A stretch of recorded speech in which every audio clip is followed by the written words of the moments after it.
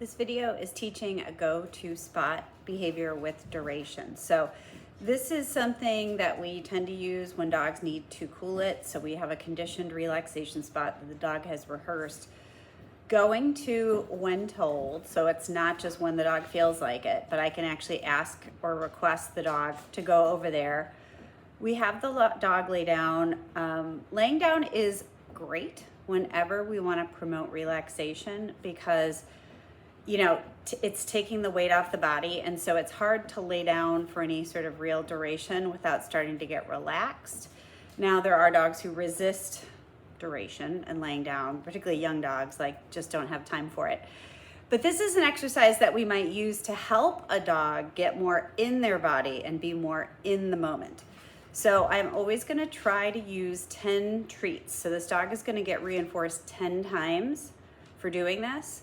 And when I say this, I mean going to the spot, laying down, and hanging out there for right now about 10 seconds, since that's the amount of food we're going to be using.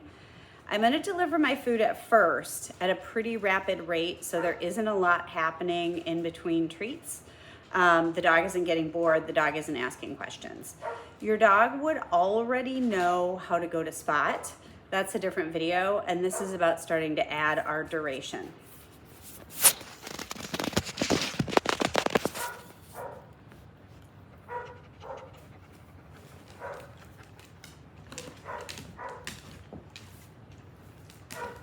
And count out my treats.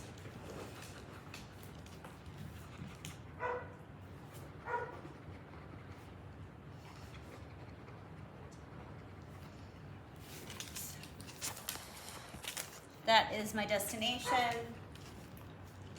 I have my dog follow the food, go into position. Yes, yes, yes, yes, yes, yes, yes, yes. Free. So that looked really good. I'm going to do the exact same thing again. I want to do this level, going to the spot, laying down, and hanging out easily, comfortably for 10 treats. I want to make sure that my dog can do that and it looks easy before I make anything harder.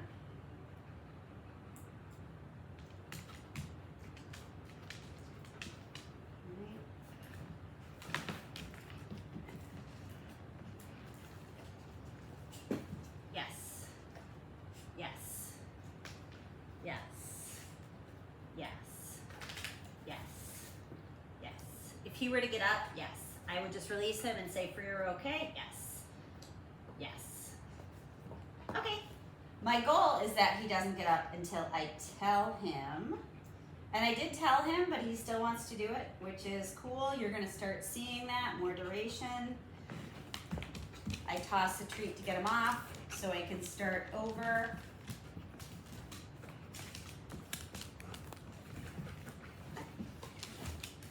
Yes.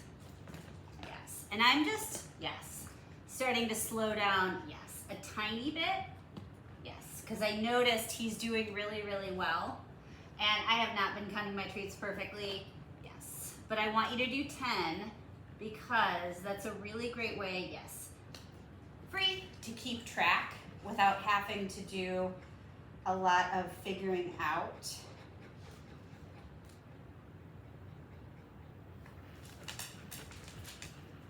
So this time, I'm going to pretend that this dog has done this 5 times in a row, 10 treats delivered at a high rate, no delay. And now I'm moving to a 2-second delay.